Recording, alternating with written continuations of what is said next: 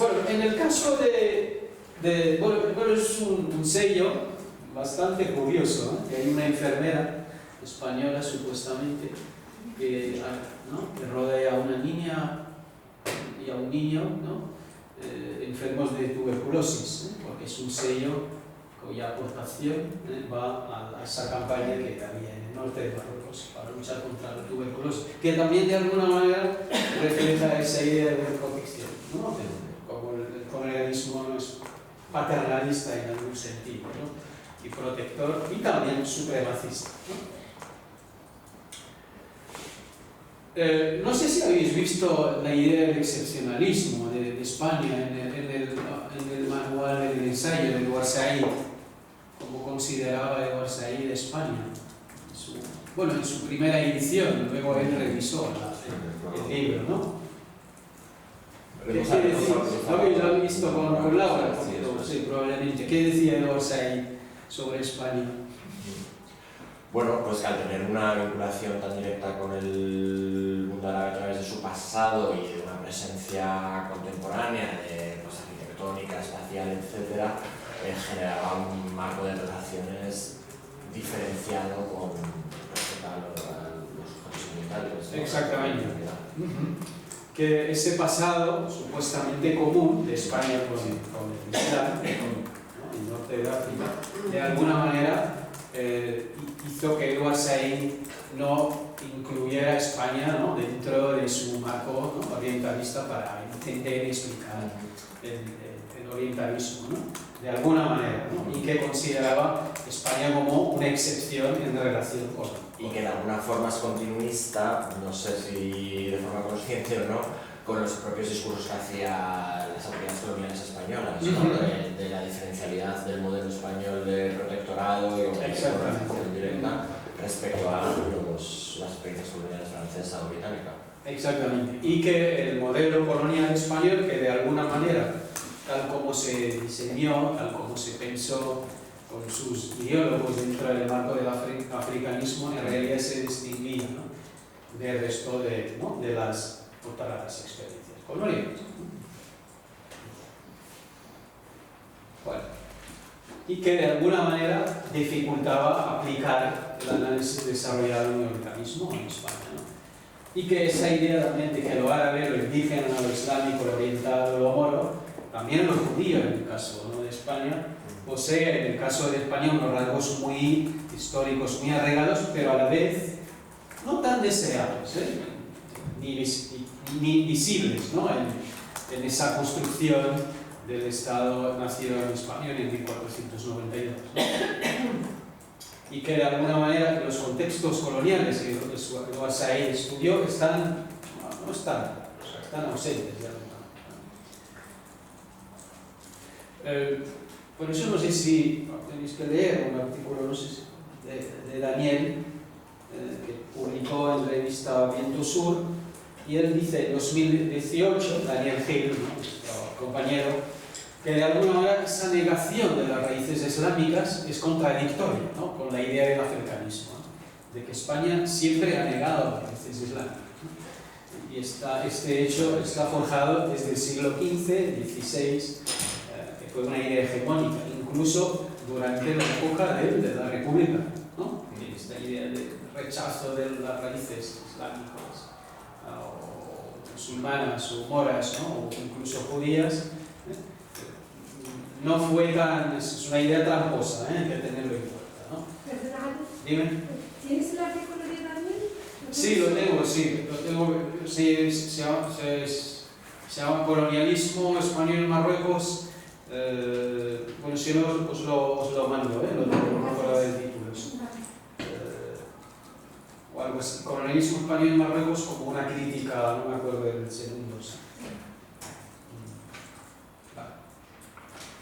¿Qué es lo que nos interesa realmente? A mí no me interesa el africanismo ni como dispositivo militar ni político, me interesa la lengua y el africanismo y cómo afecta la lengua, ¿no?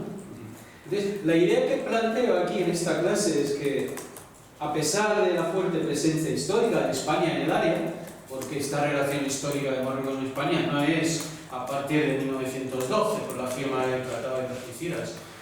España siempre ha tenido relaciones con Marruecos, históricas,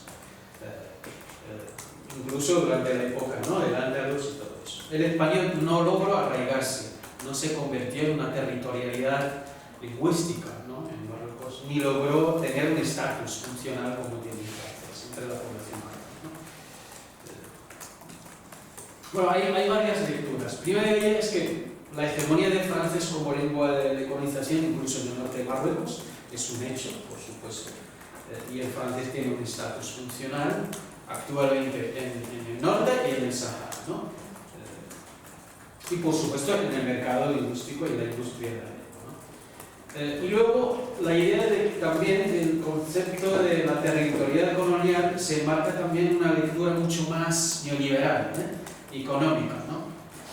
Y eso tiene que ver también con el pasado colonial y cómo Marruecos después de este pasado se va a relacionar con Francia como primer socio económico y como primer, digamos, no solamente socio, sino también un país que depende bastante de Francia, ¿no? Y esa, de alguna manera, dependencia económica es la que de alguna manera va a regimentar la lengua y va a crear esta relación entre el francés como territorialidad colonial y el español menos, territorialidad colonial en Marruecos, ¿no? Hay una cosa muy importante en este artículo de Laura Morgenthaler que se titula El español en el Sahara entre olvido y desorden, ¿no? Y una cosa muy importante que hay que señalar es la cuestión de la memoria histórica. Ayer, no sé si cuando yo nos preguntó Laura cómo veíamos la cuestión del colonialismo en todo el Sahara, ¿no?, España y el norte, hay una idea de que del olvido como artefacto político de regimentación. Eso es muy importante. Y que esa idea del olvido tiene que ver también con la prohibición, de alguna manera, ¿no? Y eso lo hemos visto en el caso de Latinoamérica, que como esa idea de olvidar a Latinoamérica como territorialidad indígena ha hecho que también que se prohibieran las lenguas que de alguna manera se hablan en este territorio, ¿no? Y que la construcción discursiva del español como artefacto político se ha construido desde la idea del olvido, ¿no? Y está en la memoria histórica, ¿no? Asociado un poquito el norte de Marruecos con el nacionalismo árabe, con las figuras de, ¿no?, Mohamed Yemeni, Khaled Torres y el pasado colonial en el Sahara con el año 75, no sabemos lo que pasó antes, y con la marcha verde, ¿no? Que hay una idea de construcción del olvido, del pasado colonial y por supuesto de la lengua del colonizador, ¿no? Eso es muy importante. El segundo elemento presente en el caso del español es la cuestión sociodemográfica. Sabéis que el censo, que lo he dicho en clase, el censo sociodemográfico del número de hablantes es un elemento de regimentación lingüística. Si no tenemos censo sobre el número de hablantes de una lengua, no podemos regimentar, no podemos llevar a cabo políticas de la lengua. Y en el caso del español, el censo fue un elemento clave en la falta de esa regimentación del español, ¿no? Y eso tiene que ver también con un dato muy importante, que es la relación o el contacto que tuvieron los colonizadores con la población local. Y ahí se transmite la lengua. Y ahí se convierte la lengua en territorial colonial o no. En los centros urbanos, durante el protectorado español, en el norte, porque en el sur prácticamente en el Sahara no había contacto, ¿no? La mayoría de los hablantes del español eran militares, con poco contacto de la población local. Y España creó 3 modelos de escolarización, uno para los españoles, otro para los marroquíes y otro para los marroquíes de confesión judía. Eso es muy importante. Lo que ha hecho que no hubiese contacto con la población local.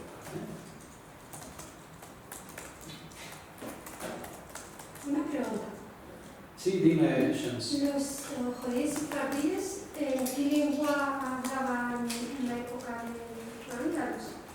¿En Marruecos? No, Pues hablaban las lenguas de España, el hebreo, el árabe y el latín. Pero el hebreo no, el hebreo no moderno, el hebreo sí es un nombre. Y la población sefardí, bueno, pues que llegó a Marruecos, hablaba el marroquí, el judío marroquí y el jaquitía y el español también, o sea que era una población multilingüe. Bueno, el jaquitía es una lengua que tiene el español, la estructura lingüística del español y el vocabulario del hebreo y del marroquí. Es una lengua casi está muerta, se hablaba en el norte de Marruecos. Sarkbir, Tanger, Tetuán, Jaquitía. Jaquitía. Sí. Jaquitía.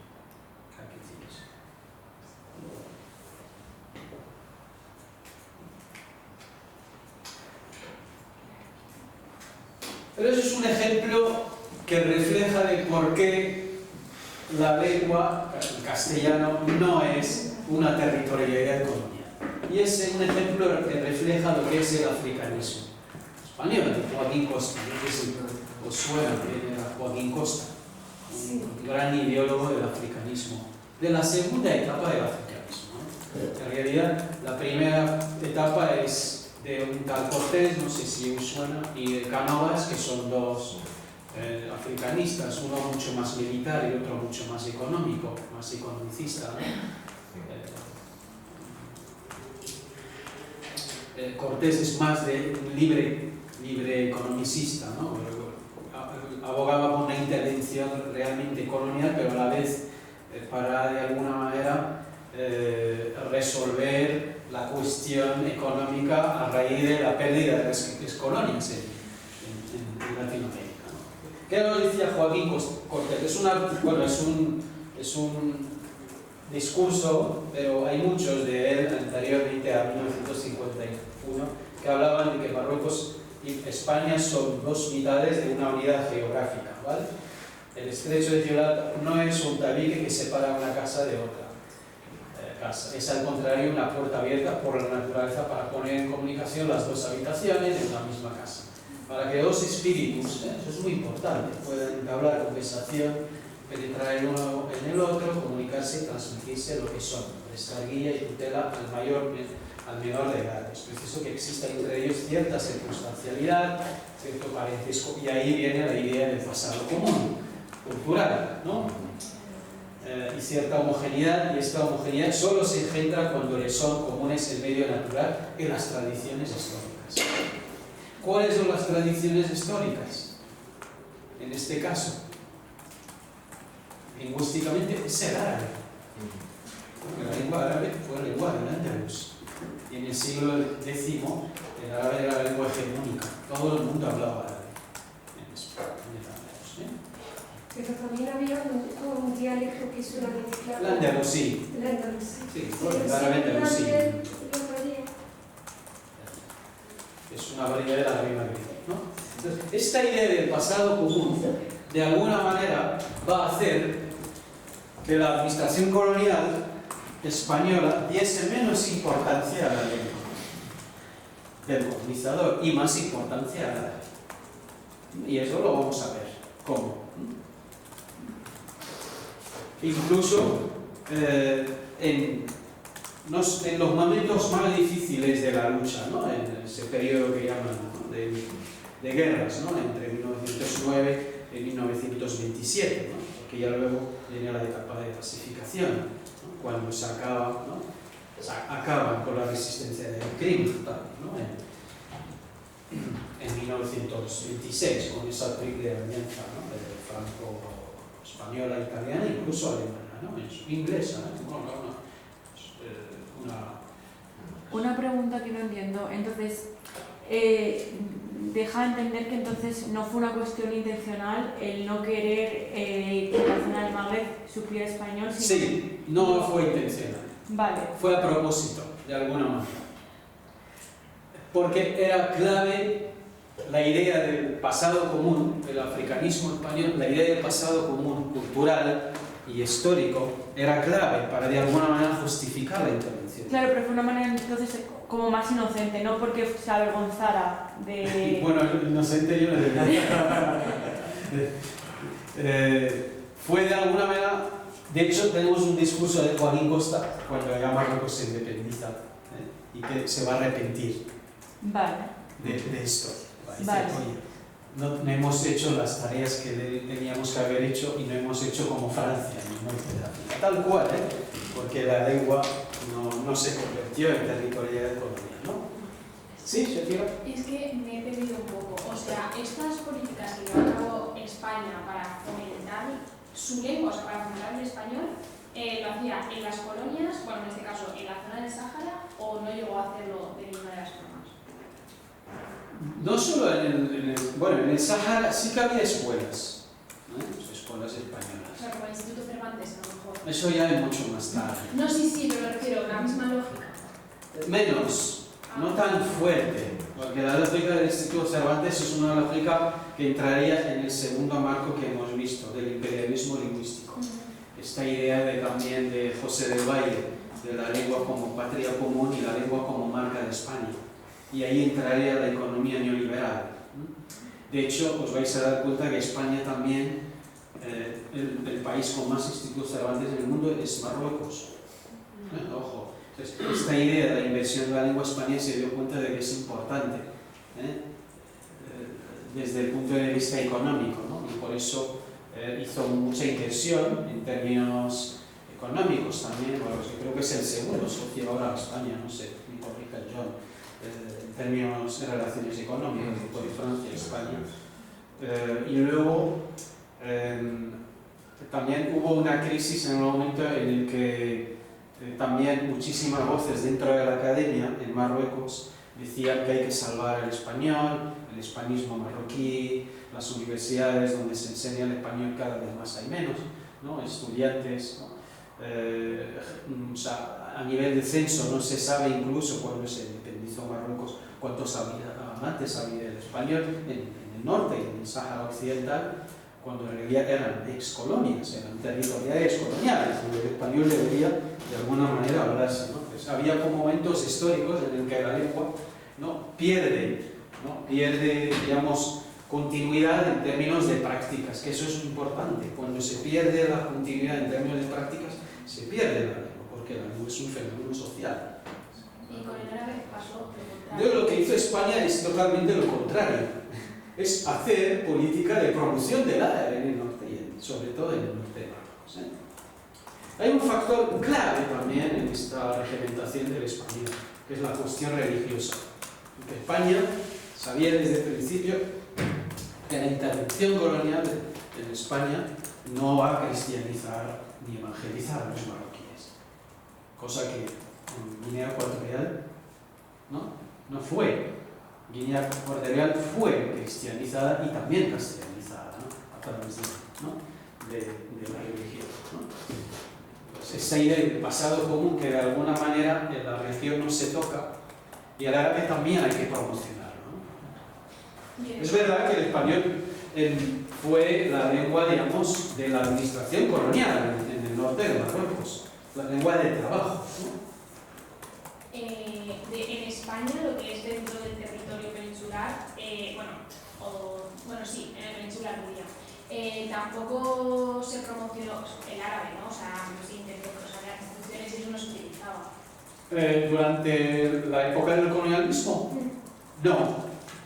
Lo que interesaba es promocionar el árabe en Marruecos. En Marruecos. Exacto. De hecho, vamos a ver que Franco ha creado muchas instituciones que defendían la cultura marroquí y la cultura árabe.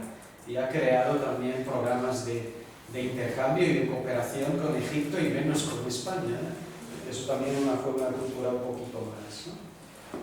El hecho de que no quisiera evangelizar Marruecos se debe a que nunca tuvo la totalidad de ese territorio. ¿Cómo? En plan, el hecho de que no tenía en sus planes evangelizar ese territorio era porque nunca realmente fue completamente el terreno suyo, ¿o por qué? Sí, tampoco. Vamos. Porque había una resistencia fuerte, ¿no? Desde el principio. Y luego la cuestión de la evangelización se dio también, bueno, en el caso de Argelia menos, porque teniendo en cuenta, en el caso de Argelia, uno de los elementos claros que fueron de alguna manera un dispositivo para justificar ese pasado común cristiano del norte de África, antes de la islamización del norte de África. Y esto fue clave sobre todo con la población bereber, porque gran parte de la población bereber antes de la islamización era cristiana y judía, y Marruecos también. Entonces, en ese momento, Francia sí que jugaba en esta separación histórica a nivel de confesiones, o incluso antes de la islamización, de que había una cristiandad anterior al Islam en el norte de África. No solamente Francia, también Italia, para justificar su intervención en Libia, jugaba con este elemento, ¿no?, de la cristiandad histórica de la región. Y también España y Francia en la Latinoamérica, ¿no? De hecho, el concepto de Latinoamérica es un concepto francés. La inventó Francia en América Latina, para crear este lazo histórico de la latinidad, ¿no?, con un territorio que realmente no es latino, pero sí que la cuestión de la religión es clave en esta. Y eso también lo hemos visto con la cuestión de la musulmanidad, de la arabidad, ¿no?, de que son dos ideas que van juntas, de la mano, ¿no? Pero lo mismo pasa con la lengua, ¿no? La lengua también pasa a través de la religión, en alguna vez. Es cierto que el nacionalismo moderno supera esta idea de comunidad religiosa, pero la religión es clara, ¿no? De hecho, en Guinea Ecuatorial, yo creo que gracias a la evangelización es cuando se castellanizó a Guinea Ecuatorial, Guinea Ecuatorial es un país francófono, donde todo el mundo habla español, digo, hispanófono, ¿no? No sé, ¿alguien alguna pregunta? Sí, yo tenía una pregunta. Perdón por seguir con este tema, pero la estrategia entonces era un poco tonta, ¿no? Porque al final, hablando, en términos de geopolítica, ¿qué sentido tenía algo que le había funcionado a España en América Latina y en Guinea Ecuatorial, porque cambió en el caso de Marruecos? ¿Algo que no... Sí, ¿cómo cambió? Porque desde el principio el africanismo, ¿no?, el africanismo desde el principio se construyó sobre la idea del pasado común. Y sobre, no solamente la idea del pasado común, sobre las afinidades religiosas, culturales y lingüísticas. En esta idea de que el Andalus también era musulmana y árabe, ¿no? Como que ellos también eran... Claro. Entonces había que hay una especie de ambivalencia fundamental, ¿no?, en el discurso colonialista y africanista, de que ese pasado común, el Islam, la cultura musulmana y islámica y la lengua árabe, están ahí, ¿no? Son claves para, digamos, crear el marco, que creo que lo habéis visto también con Laura, de la hermandad hispano-árabe, que posteriormente se va a convertir en el marco de la hermandad hispano-marroquí, ¿no?, justo después de la pacificación y cuando sube Franco al poder, ¿no?, después del golpe de Estado. Entonces, este marco de la hermandad hispano-marroquí, de alguna manera, fue instrumentalizado solo para, digamos, legitimar primero la intervención de España en Marruecos, sino también de alguna manera implicarles en otros acontecimientos, que eso lo habéis visto, ¿no?, con Laura, de cómo Franco también jugaba con esta idea de la hermandad para atraer a los moros en el ejército, ¿no?, que va a dar el golpe de Estado, ¿no? Que se vienen el cuidado con el marco de la hermandad, ¿no? El africanismo funciona no solamente como un sistema de representación ambivalente, sino que también identificaba un potencial civilizador muy importante. La cuestión es que la lengua, en este caso, en aquel momento, no se veía como potencial instrumento de civilización, ni la cultura tampoco, ¿no? Fijaos, aquí hablaban de una tutela, una especie de protectorado de un mayor a un menor de edad, ¿no?, y que luego este protectorado se va a convertir en una independencia, pues, en algún momento, ¿no?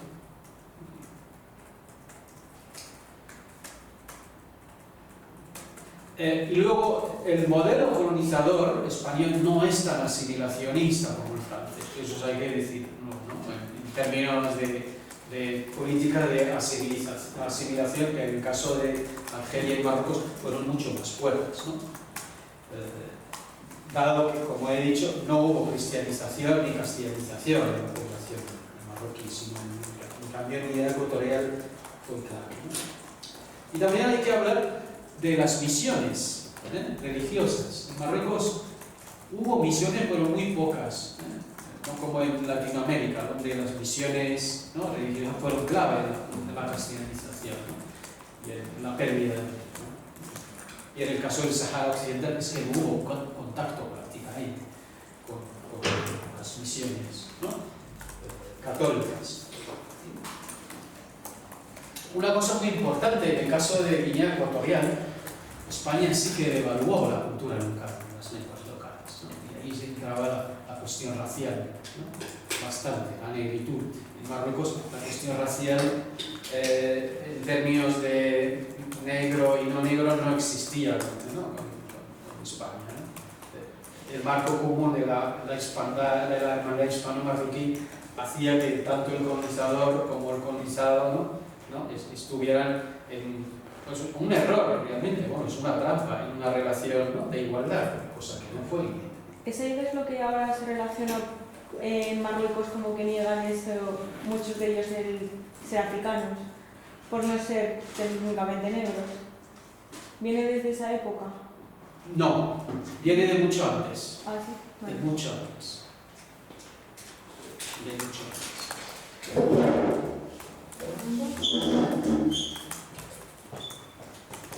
Viene de mucho antes. Bueno, el elemento negro, bueno, os hablé de un ensayo, ¿no?, de Schopenhauer sobre, ¿no?, Blacks Morocco, ¿no?, los negros de Marruecos, raza, islam y esclavitud. Es un ensayo que hablaba de estas cuestiones, ¿no?, que viene de la época incluso del rey Moulay Ismail, que creó, sí, una división racial porque él fue negro en su momento, ¿no?, fue hijo de una concubina, primer rey marroquí, digamos, de color negro, porque era el hijo de una esclava negra. Y de ahí sí, de alguna manera, la idea de la negritud ocupó mucho el espacio público, ¿no?, en términos no solo de que hay un sultán, un rey negro, sino también hay toda una estructura militar, ¿no?, y social y cultural asociada a la negritud, ¿no? Y luego siempre ha habido, pues, población de color, evidentemente, ¿no?, además en el sur, ¿no? Tú bajas a partir de Rashidiyya, Ghermim y todo eso, la población marroquí es berebe, pero es negra, de color, ¿no? Son los Ahardán, en Amazigh es el negro, ¿no? Y de ahí viene el Hattani, que es un concepto que se usa en Marruecos. El Hattani es el negro no tan negro, ¿no?, es el morucho, pero no deja de ser negro, ¿no? De hecho, existe esa palabra en Amazigh, Ahardán. Ahardán es el negro. Si existe en el Amazigh, quiere decir que siempre ha habido negros en Marruecos, ¿no?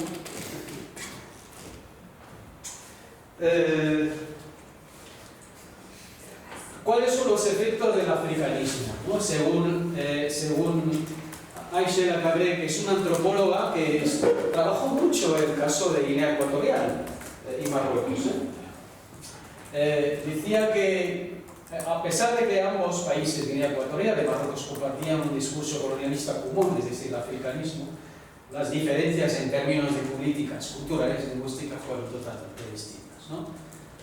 Y que de alguna manera la castellanización total de Guinea Ecuatorial tiene que ver también con la evangelización y la cristianización, ¿no?, de la población ecuatoriana, ¿no?